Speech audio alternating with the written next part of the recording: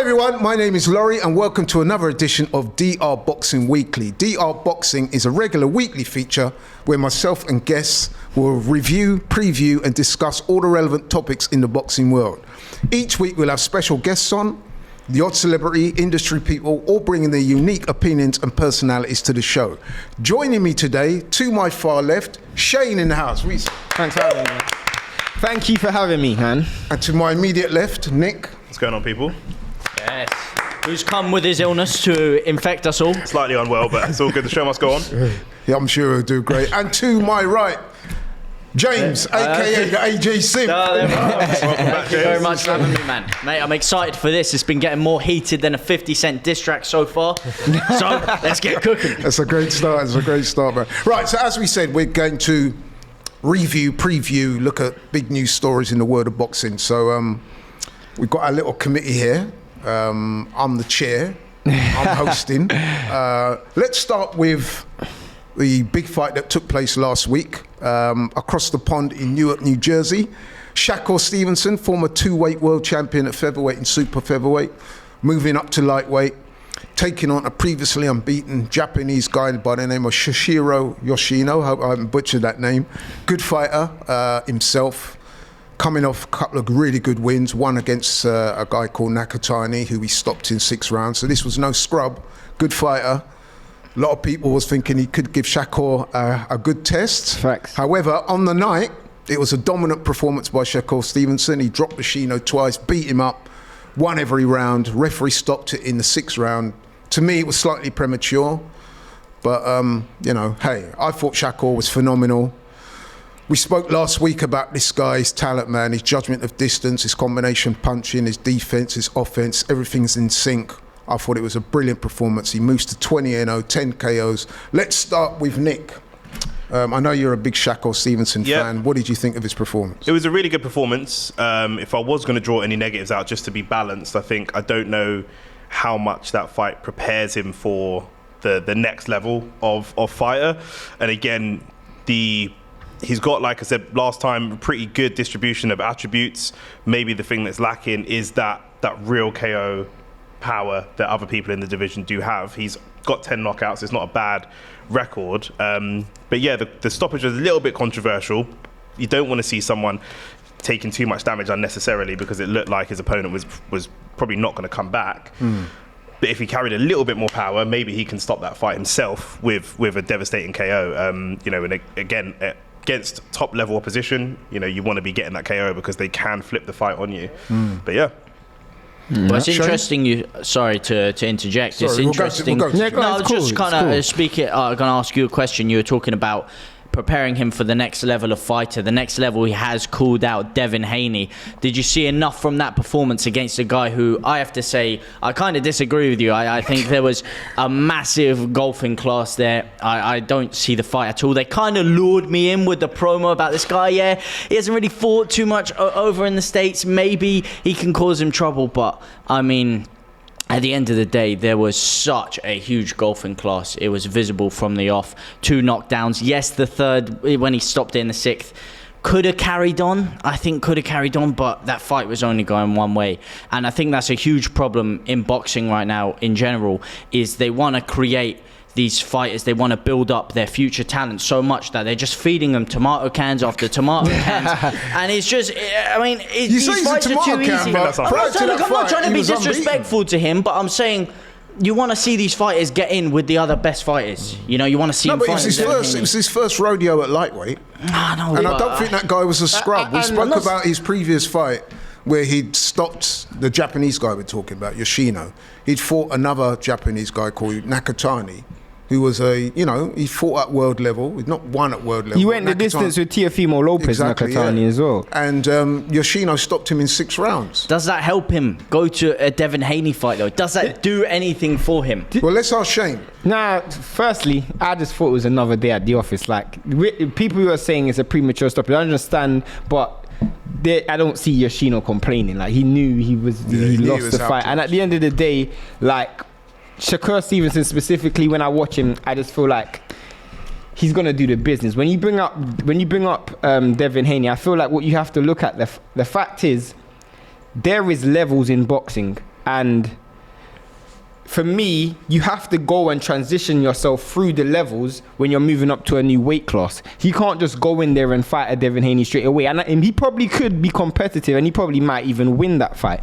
But as a smart boxing promoter and a matchmaker, you want to see him make those necessary fights at the weight class to acclimatize to the weight class period. Now, in regards to how I think a fight between Devin Haney and Shakur goes, it's pretty straightforward. With those two fighters, out of the four, Ryan, Tank, Shakur and Devin, those two are the most technically gifted, probably the most defensively sound. So in terms of what they can do, you know, a lot of it is going to be about like cancelling each other's out. One jab versus the other jab, you know, one southpaw, one orthodox. Both of them are very, very disciplined. You know, they're not going to get greedy. They're not going to go out and hold their feet and get reckless. It's going to be a very, very good watch. And I can only see it going the distance. Who I think will win, I slightly lean towards Shakur. However, with Devin Haney's overall understanding and his knowledge on how to win rounds and eke rounds out, I can easily see a scenario where he wins a 12-round decision. I think one of you asked about, is it a good preparation for a Shakur fight? For a Devin Haney fight. I think it's all about acclimatizing to the weight. I think the biggest difference between a Shakur and Devin is the size difference. I think that's the only thing. But what do you make of Teddy Atlas, who's a well-known boxing commentator, former trainer of Mike Tyson, amongst other fighters? He was quite disparaging of Shakur Stevenson, funny enough. He said he didn't enjoy the fight. It wasn't exciting. He thought it was a carefully selected opponent to make Shakur look good, and the fight was boring. Now, I must say, that was totally at odds with what I saw. Well, he said in general that he thinks he's a boring fighter. He thinks he's a good counterpuncher, and he said he's not a finisher, and he's not a very exciting guy to fight. So what do you make of those? Because to me, that is way off, and I mean way off. I think it can be slightly harsh. I think Teddy Atlas has a way of leaning into things and maybe over-egging them a bit, but I mean, he has every right to. The guy knows more about boxing than probably 99% of people that have. But you've got an agenda. He's got an agenda behind it. I think he's got an agenda behind it. I don't know what it is. Because you don't look at the Valdez performance specifically, and you look at the Herring performance and see a dude who isn't entertaining. I just see class and skill. Like, for me, Teddy Atlas is looking like he wants to see a Rocky movie or a Creed movie. A guy knocked down 5 times, gets up, knocks a dude out. That's not boxing. It depends what you want to see in boxing. You know, it depends if you're one of those guys that loved Floyd Mayweather and thought he was putting on a clinic, and you loved to watch his defensive style and how he would outclass people, or if you're someone that looked at him when he transitioned from Pretty Boy Floyd to Floyd Money Mayweather, and you're like, oh, this is just getting boring. No, but I would argue that fight was nothing like those. I'm not saying it's nothing like. I'm just giving an example. Yeah, I hear you. But what I'm saying, I'd be interested to hear what Nick has to say about this. But when I was watching Shakur Stevenson against Yoshino, I saw a guy that literally stood in front of Yoshino, dared Yoshino to hit him, and was coming back with counter punches, combination punching. Everything was on point. He dropped the guy twice. I mean, what more do you want? Like, you should have put him out there. Everything was on display. It was a brilliant performance. So for somebody who supposedly is as knowledge about sport as Teddy Atlas is, it just sounded slightly personal more than slightly personal. Nick, what do you think? Potentially, I mean, we see this a lot when people move from any sport into the media, that their character and the clickbait stuff inevitably kind of takes over at some point. It could be personal. Teddy's always had very strong opinions. I respect him hugely for what he's achieved in the sport, but he does say a lot of stuff that I just hugely disagree with. I think, maybe there's a point that there's not a huge amount of variety that we've seen, but that's going to come from Shakur Stevenson. He is there and counter punches, and that's probably his main strength and attribute. However, I think that when we see him mix it up against the Haneys, against the Tank Davises, etc., we'll see more. And if we don't, then we can scratch him up. We can be critical then, but we have to let it happen and then be critical. I think it's the criticism's a little bit premature. I think Teddy Atlas, for me, and just judging how he is as a person, whenever he speaks to me, he always likes to go against the grain. Whatever the common concept, whatever the common notion is, he likes to be the one to say iconoclast. Literally, he just wants to be that person.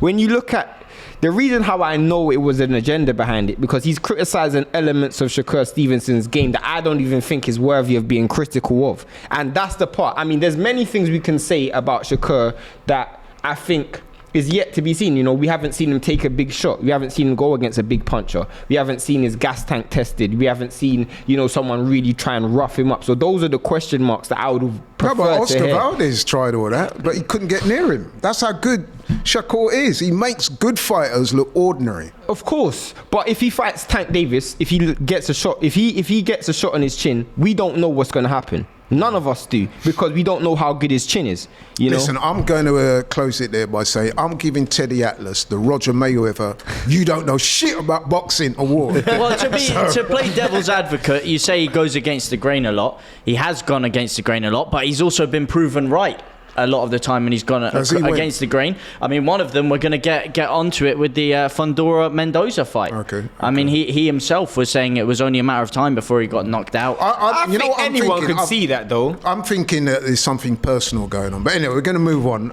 We're going to talk about that fight a bit later, because I did watch that. That did catch my eye. But on the undercard to the Devin Haney fight, a good win by heavyweight Jared Anderson. He bashed up and stopped previously unbeaten George Harris in 3 rounds. Jared Anderson is a serious player, I would argue, in the heavyweight division. Real good prospect. He's only 23. He now moves to 14-0 with 14 KOs. He's calling out all the big guns.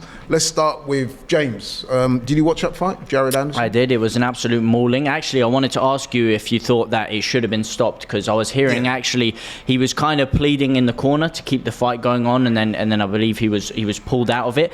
But it was just an absolute clinic, man. It was a mauling.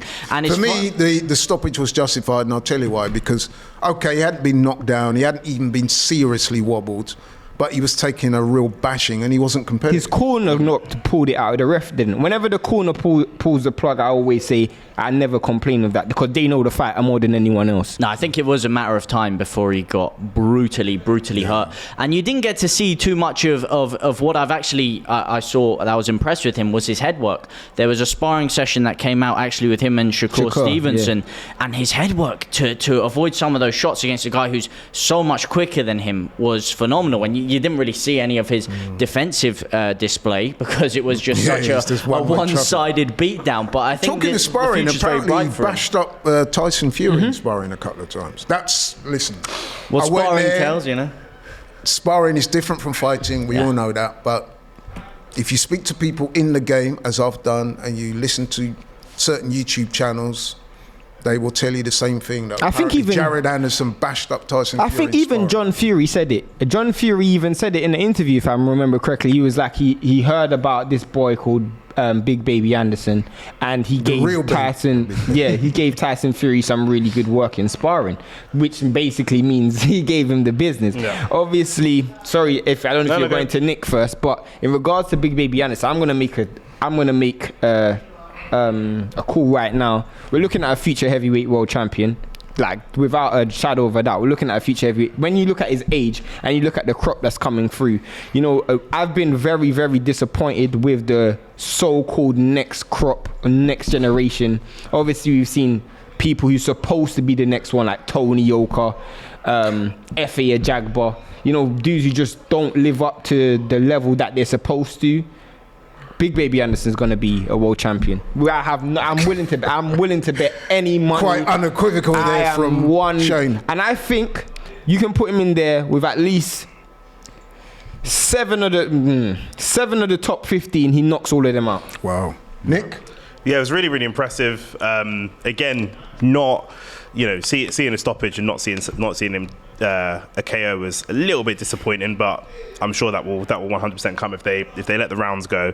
You know, but like you say, it's so good to see somebody come in young, hungry, wants the big fights, very capable, very confident in his own ability. And there's something about him that, you know, whenever I hear call outs, especially calling out someone like Tyson Fury, that is very difficult to sort of get hold of. It's difficult to pin him down to a fight. I take a lot of them with a bit of grain of salt, because a lot of people call people out knowing that the fight isn't going to happen. Yeah. But you get the vibe from him that he would take the fight. You know, he would take pretty much any fight. Some fighters need to be pushed and kind of hurried, and some need to be almost slowed down a little bit. I think most fighters will take pretty much every fight. To become an elite fighter, you have to have that ego of thinking you can smash everyone. It's the promoters that are ruining everything. It's the promoters promoters that are holding them back. And sometimes you can say it, playing smartly and creating a brand for them is a good thing, but it's them that are hurting the sport really by not making these fights and trying to build them up and fluff up. I understand what you're saying, and I think that an element of that is true. But the promoters work for the fighter. If both fighters want to make a fight happen, even if they are also going to work for their own pockets. But they work for the fighter. Even if the fighter's going to be flexible on their purse or flexible on different things, if they really want to get the fight over the line, we hear this stuff from Tyson Fury, I'll fight for free and all the rest of it. But certain people, you think this guy will 100% fight anyone in the heavyweight division. I believe it, and he's one of those people. Yeah, I'll go along with that. Also on the undercard, prospect Keyshawn Davis, a former Olympic silver medalist for the USA. He had a very good win. He stopped Sweden's Anthony Yigit in the 9th round of a scheduled 10th rounder. He knocked Yigit down with a body shot in the 8th, stopped him, moved to 8-0, 6 KOs. He looks a real deal. He's another one calling out fighters. He called out Frank Martin after that fight. He's another good lightweight. Keyshawn, it's funny. I'm not sold. That's one person I'm not sold on. I'm not sold on Keyshawn Davis. I'm not sold on him. Why is that? I think I look at like the crop, and for me, The crop of lightweights. You know, and even the fighters who are moving up from 130, because I'm a big fan of Raymond Ford at 130 as well. I think he's a really good talent, and I think when he moves up to 135, he'll cause problems as well. But Keyshawn Davis, for me, he just looks so one-dimensional. He looks like he literally has one style, and if that style don't work, he's gonna be found wanting. And that's the issue I have. I think he's got the power, he's explosive, but everything is one-paced. Everything is all aggressive, and sometimes he actually looks almost reckless and desperate in there to get a knockout. And I don't think it just comes, you know, I don't know if anyone else gets that impression, but I'm just not sold on him. I have to disagree with a lot of that. I think he looks really good. I think he can slow the pace when he wants to. I think I would agree with you that he seems desperate for knockouts, as most of the young guys are. They want those KOs on the resume. It looks good. It sounds good. But I disagree. I really rate him. Well, let's go to James. I thought almost at times he looked reluctant to use his right hand in that fight. The thing I really liked he was doing the left uppercut, and he was always doubling up on the left hook, and that's what he was catching him a lot with. His hand speed is very, very impressive. The way he would sucker him in. And like I said, man, if he uses his right hand a lot earlier, I think he could have got him out there a lot earlier. And then the finishing shot. Wow, the way he slipped it straight into the solar plexus. And a lot of people, I don't know if you've had a fight or not, they think a body shot, how you're going to go down and get knocked out from that. But the solar plexus, you can't actually really build any muscle there. So if you hit someone sweet in the solar plexus, it feels like you've literally been stabbed in the stomach. Is one of the worst feelings. And the way he slipped it and then smacked him right with it was beautiful. And you're right, James. When, as a young fighter as well, you got to know how to break down your opponent. So he'd gone to the head. Yigit was tough. You weren't able to get him out there. So what he did do was break him down to the body, and that worked. Nick? Yeah, I think Keyshawn Davis. I think Shane's been a little bit harsh. I'm not basing it on the last performance, though. Yeah. I'm basing it on the track record of me seeing this dude fight, and I've always got the impression of a person who's desperate and just reckless. Yeah, I mean, I don't know about the reckless part. I think that, you know, we don't want to see fighters be desperate. Maybe that's something that has to be addressed with his coach and training team. But I do think that, yeah, a lot of these young fighters come in, they want to make a statement, especially in the division that he's in, which is quite stacked with names, and he's not necessarily one of the top names. He's got to do something to put himself in amongst, you know, the cat amongst the pigeons. You know, we have seen that before, people being really desperate to get a showcase knockout. We've seen it with AJ before, and, you know, it can lead to bad things when, you know, I think it was even that first Ruiz fight. It was, you know, around the same time as, you know, a devastating knockout from Wilder or something like that. So he's gone out there to try to show off a little bit, and it hasn't quite gone well for him. But I think he's a talented fighter. You know, I definitely think there's other fighters with maybe a higher ceiling, or people that are more natural, maybe, if you know what I mean. But no, I think he's a talented fighter for sure. No, he's talented. I just think I'm not sold on him yet. I'm the jury's out for me. I'm waiting to see him matched against better competition. I know we're going to move on to more like other topics, but okay, then let's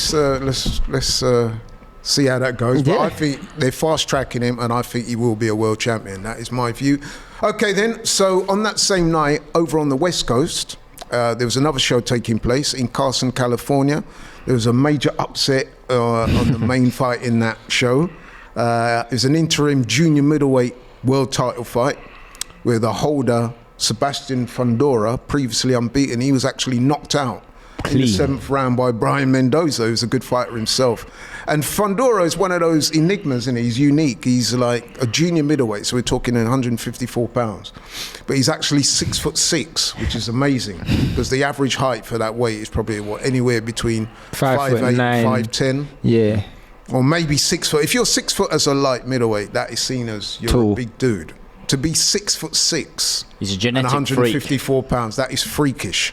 But the thing about Fundora is he doesn't actually fight his height. You would have thought that somebody who enjoys that height and reach would stand off and use their jab, but he likes it up close and personal. And for the most part, he's got away with it. Although in his previous fight with Lubin, he did get decked. Erickson Lubin, that is. He did get decked, but he went on to beat Erickson Lubin. But on this occasion, he was found out. Let's start with James, who saw that fight. He's relied on his chin a lot in his career, and it's been very gassed. But like you said, a guy with such... I mean, if you're talking about being genetically blessed, the guy has everything to go really far in the sport. But why he doesn't adapt his style and adapt his defensive deficiencies, I don't know. Why is he trying to trade in the pocket with people so much smaller than him? It's never going to go well for you there. When they have shorter arms, shorter reach, they're always going to be able to beat you up in the clinch, in tight areas. I'm a short guy myself. Whenever I'm sparring people, they're always a lot taller than me. I love it when I can get inside. It's so much easier. Then I can let the hand speed go. Then I can let everything go. Why he doesn't keep them at range, I was quite shocked in that. And he was actually winning the fight. He was winning it comfortably. And then he decides to trade close. Yeah, he did actually start off boxing, or trying to box. But I think he just likes a terror. And the guy he's just one of those It could crackheads. be a culture thing, because he's grown up in that kind of Mexican tradition of things. They like to engage.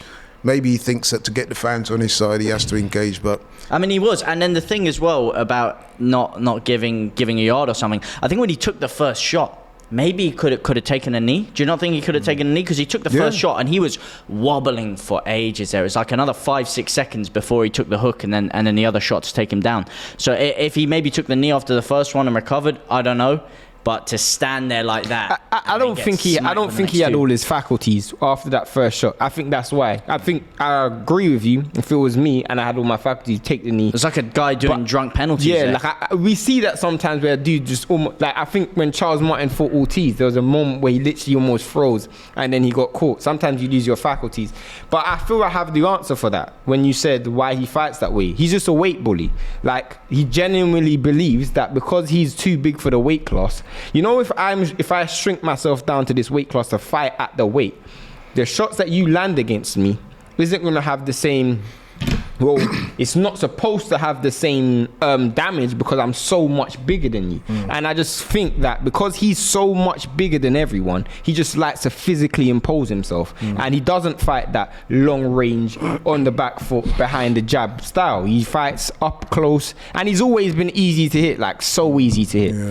I was going to say that you see this a lot from people. I don't know how much of it is masculine ego when someone's got a lot of the height but not necessarily a lot of the natural size and that sort of width to them. Do you know what I mean? And you see people that are shorter and stockier and they can impose themselves in a certain way, and sometimes you get taller, more rangy fighters that want to do the same thing back. There's a smart game plan and there's a risky game plan, and they take the risky game plan to impose themselves, especially when they're winning relatively easily. They think, actually, let me try something. The point of the fight is for him to get rounds and to get experience, because he doesn't have a huge amount of fights under his belt. So he's going to go and try something different, and trying something different in that situation just didn't work. And it's exactly how that fight is going to go with Ryan Garcia and Tank Davis. Ryan Garcia is going to be leading on the cards. He's going to be leading on the cards, and then he's going to get KO'd. No, that's why I was surprised you were willing to make another bet, because you're going to lose money on that one. Son. That's the week after. But this week, there's a big fight going ahead in this country at the O2 Saturday night. A fight that we will be covering on DR Boxing, so make sure you tune into us. We're having a fight party on that night. All these guys will be there with me on Saturday. That fight is Joyce, the Juggernaut, versus Zhilei Zhang of China, known as the Big Bang. 12 rounds or less for the WBO interim heavyweight world title. Now, before I get our guest views, I'm just going to give you some receipts, some stats on the two fighters. Joyce, 37 years old. 15 fights, 15 wins, 14 by knockout, no draws, no losses. 6'6" with a 68. Sorry, no, that can't be right. 68-inch reach. Yeah, I think it's 78. Maybe I think it's even long. He might even have an 80-inch reach. He's got a long reach anyway. Zhilei Zhang, 39. So they're not spring chicken, these guys. Zhang is actually 2 years older than Joyce. 26 fights, 24 wins, 19 by KO, 1 draw against Jerry Forrest, 1 highly dubious loss against Filip Hrgović, where pretty much all of us thought he won that fight. Notable fights, Joyce, he's beaten the likes of Joe Parker, KO 11 rounds, Carlos Takam, KO'd in 6 rounds, Daniel Dubois, we all remember that fight, won in 10 rounds by knockout. Bryant Jennings. That was his toughest fight. That was his toughest fight, that Jennings fight. Unanimous decision. Bermain Stiverne, former world champion. Joyce knocked him out in 6 rounds. Zhilei Zhang, his 2 most notable fights, the Filip Hrgović fight we spoke about earlier, he lost that on points, but come on, that was robbery. He got a draw with Jerry Forrest. Now, I'm really looking forward to this fight, man, because we spoke about Joyce. They don't call him the Juggernaut for no reason. As the name implies, he walks forward, he wears you down. Once that engine cranks into gear, he's like a Mack truck. But then he's coming up against a guy called Zhilei Zhang, who is a big guy himself, big puncher, southpaw, great left hand, loves to fight, good amateur. They were both good ameteurs. I think Zhang is an Olympic silver medalist, isn't he? As is Joyce. I think Beijing he won a silver medal. Oh, okay, yeah. He turned pro late though, Zhang. He did, yeah, but he was an established amateur, so he knows his stuff. And he's got the country of China behind him. So this is a big fight. Who shall I start with? Let's start with Shane. Yeah. What do you reckon? Easy work. Easy work. Easy work. He's gonna get blown out. For who? Yeah, Joyce is gonna blow him out in 7, 8 rounds. If it goes past 8, I'll be surprised. Once he turns, this is the thing. The fight is so easy to call because Zhang is gonna try and land big punches, but it's gonna be singles. He's gonna be throwing singles like a person in a strip club, like literally just one shot, literally just singles. I can't imagine Zhang in a strip club, to be honest. But, but as soon as Joyce turns up the pressure and the heat gets hot in the kitchen, he's gonna leave. Trust me, Zhang has always had gas tank problems. We saw it in the Jerry Forrest fight and we saw it in the Hrgović fight. The back end of the fight, he got tired. I'm telling you. But could he get to Joyce early though? I mean, he can try, but I actually think Joyce is a better boxer. And I think he knows that all he needs to do is just take him into not even deep water, relatively shallow water. Shallow. Paddling pool levels, Literally. we're talking here. Again, not for the first are you ready time, to put quite unequivocal from let's go to James. Well, He's another man who don't mince his words, by the way. Well, are you willing to put some of those singles on the line and make another bet, my man? Please, That's my question to you. Free money. Because I am not willing to do that. Because like you say, I see it's going one way. Look, I want to give respect to Zhang because, like I said, I think he was robbed in that Hrgović fight. But you're talking about 2 guys that are very tanky. You know, it's 2 guys that themselves are not the quickest of fighters, but boy, can they take a shot. They'll come at each other for a tear-up. But the gas tank is where I see it going. Like you say, in the Hrgović fight, early on, he was battering him. He had it calm. He had it controlled. As the fight went on, you saw him start to gas. You saw him start to, show his age in a way. The guy is 39 years old. I know he doesn't fight like a 39-year-old because he did come into the sport relatively late, as you said. But against a guy like Joyce, who has such a gas tank on him, man. The guy is like Raheem Sterling in there compared to the other heavyweights. The amount he can just keep going at you and at you and at you. I see it ending late. I see him stopping him, personally. You see Joyce stopping him? Yeah, late on in the fight, though. No, that sounds feasible. Nick? Yeah, Joyce is, even though he's 37, I just think it will take someone quite special to stop him, to be honest with you, to knock him out. Anthony Joshua. He is, for the size of him and for the great fundamentals that he has, like you guys have already said, he's got a great gas tank. You know, he sets a pace. He reminds me a bit of like a marathon runner. He sets a pace and he sticks to that pace. And I think that's what he's very, very good at just wearing people down.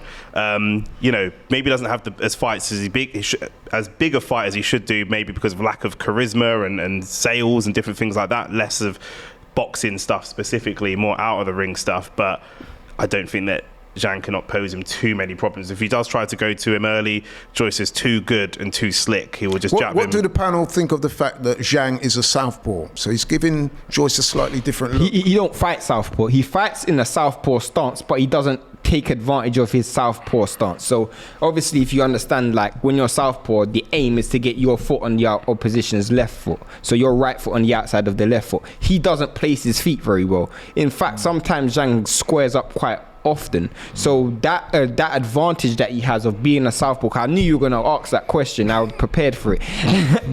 He squares up a lot. So I think that straight right hand down the pipe's always going to be there. And because he doesn't use the angles to go left and right, he's not going to take advantage of it. That's what I was going to say. Joyce's boxing IQ is really, really underrated. And so I do think that if he does step to him southpaw and try to use that to his advantage, that right hand is probably going to be a problem. Okay, you say his boxing skills are underrated, which I do agree with. However, I don't think it's fair to say, James, that Joe Joyce's defence is not exactly Shakur Stevenson-like, is it? Well, no, it's not. But his chin is a lot better. Big left hand, that big bang. Yeah, but the guy can take many big bangs. The guy, I mean, he's got a chin stronger than the iceberg that sunk the Titanic. All right. Wow. So I don't think there's a snowball chance in hell that he's getting dropped in this fight. It's going to take a real heavy puncher like an Anthony Joshua to stop him, and I don't see this being the fight that he gets dropped. Who wins, Laurie, in your opinion? The crowd. No, seriously. Come on, you're getting splinters up your crack, I'm really mate. looking forward to this fight because I do think Joe Joyce is a heavy favourite. I do think he has the advantages in terms of the gas tank we spoke about. He's a bit younger. He seems to be a bit more robust. However, he does get hit. And Zhang, as we saw, big left hand, can drop people, hurt Hrgović several times in that fight, nearly had him out of there, should have won that fight. If Joyce is not defensively responsible, he will get in trouble in this fight. Can I ask you a question? And this is for everyone on the panel. Now, obviously we all genuinely, I think he was a bit unlucky against Hrgović. What do you guys think of the matchmaking? Because I think Joe Joyce, you have to move him at a relatively good speed because obviously he's not that young. Do you think this is a good fight for him at the stage he's at in his career? I just wanted to know. Yeah. Yes and no, because there wasn't really many other big fights, that were available for him at the time, I think. But like you say, the next fight, I think you have to start moving it quick. I think he has to either get in there with a Joshua, a Fury, Wilder, or a Usyk. I think Zhang is what you call the proverbial gatekeeper. Yeah. You get past Zhang and then you're looking at Fury, Wilder, AJ and people like that. But wasn't Parker supposed to be the gatekeeper? Or even Dubois? Yeah, you can have more than one gatekeeper. That all goes to my point as to why I think that all goes back to my point of why I think that Joyce wins this fight. I just think he's had the tougher opposition. I think he's faced. I don't think there's much that Zhang can throw at him that he hasn't already seen and experienced. Whereas I don't think that Zhang's going to have had experience fighting somebody that's as similar to Joyce as what he's going to experience on Saturday. That'll be an entirely new experience. And at 39 years old, I don't know how many stylistic adjustments you can make at that point in your career. Then? After that, it's got to be world title shots, I think. For Joyce, you mean? Yeah, for Joyce. Yeah, it's got to be world title shots. So am I right in saying we're all going for Joyce? Yeah. Facts. You are very quick because time's moving. Yeah, Joyce. What round? 8. 7. 8, 7. James? 9. You? Yeah, you know what? I'm kind of going Joyce to wear him down after about 8 or 9 as well. Yeah. Knock him out or doctor stoppage? I do think there could be a few moments where we'll go, it could be one of them. I'm looking forward to it. It's going to be a great fight. Facts. So yeah, that's Saturday night. Don't forget, tune in to DR Boxing. We'll be having a fight party here live in the house with these three guys who know their boxing very well. Moving on then, because time is running. I'm conscious of that. Big fight announcement. At the show last week over in Newark, New Jersey, during the proceedings, we were told, it was announced that there's going to be a big fight going ahead on the 10th of June, Madison Square Garden, New York. WBO light welterweight title on the line between Josh Taylor of Scotland, Teofimo Lopez of Brooklyn, New York, America. we'll cover it more. Shane. We'll cover it more, but at the off like face value, I think Josh Taylor wins the fight. No, but what do you think of the fight, though? Oh, it's a really, really good fight for both fighters. I think they both needed It's a it. crossroads fight. Yeah, I think Teofimo, he didn't look very good against Sandor Martin, neither against Kambosos. Josh Taylor looked horrible against Catterall. It's an easy sell. They're both going to talk a lot of trash. I think it's a really good fight for both opponents. And he's moving up to 140 properly now, officially, so... Yeah, it's such a difficult one to call. I'm really, really excited about this fight. Both fighters that I like. Before recent performances, I would have probably given the edge to Teofimo Lopez, and I don't want to say he's on the slide, but he's been very, very unimpressive. You can't say he's on the slide because he's so young. He's got time, but he's not looked particularly impressive. So I'd probably edge it to Taylor, but really, really. He didn't look that impressive in his last fight either. True, but I feel like if the fight gets ugly and scrappy, that probably favours Taylor more than Teofimo Lopez. Although Taylor's coming off a nasty injury, the plantar fasciitis injury. I mean, I had plantar fasciitis myself, and it feels like you're getting stabbed in the bottom of your foot. So how he recovers from that, I don't know. Teofimo Lopez himself, I mean, you say he's on the slide.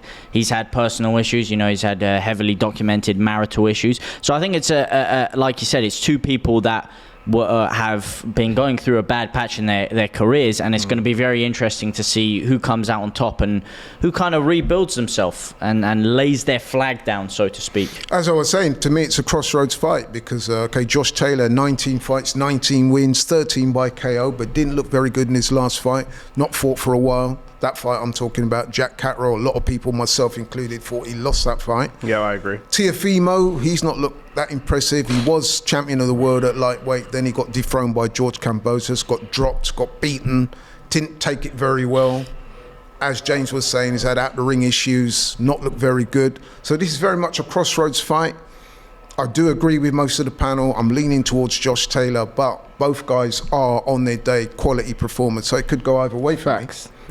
So yeah, I'm looking forward to that.